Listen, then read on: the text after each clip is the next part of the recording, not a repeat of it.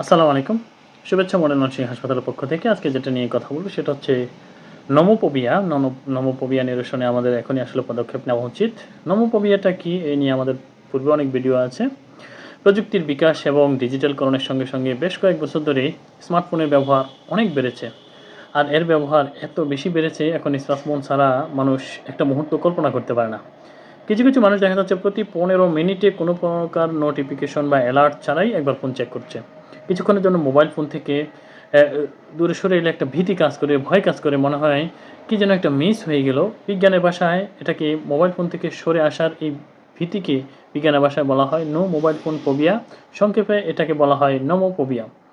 বিশ্বের প্রায় প্রতিটি দেশেই নোমোফোবিয়া একটি ক্রমবর্ধমান সমস্যা হিসেবে দেখা দিয়েছে। এক জরিপে দেখা গিয়েছে গত বছর বিশ্বজুড়ে স্মার্টফোনের সংখ্যা ছিল, ব্যবহারকারীর সংখ্যা ছিল প্রায় ২৩০ কোটি।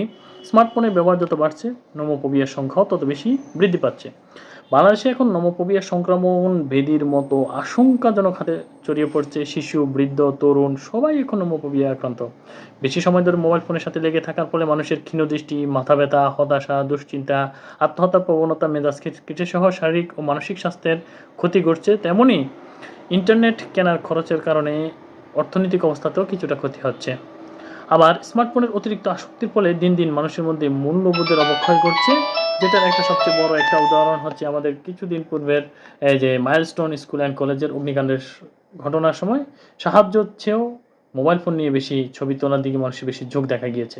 নোমোফোবিয়া এই সমস্যা নিরসনের জন্য অনেকগুলো দেশ যুক্তরাষ্ট্র, অস্ট্রেলিয়া, জাপান, দক্ষিণ কোরিয়া সহ বিভিন্ন পদক্ষেপ নিলেও বাংলাদেশে তেমন কোনো কার্যকরী পদক্ষেপ এখন পর্যন্ত দৃশ্যমান নাই।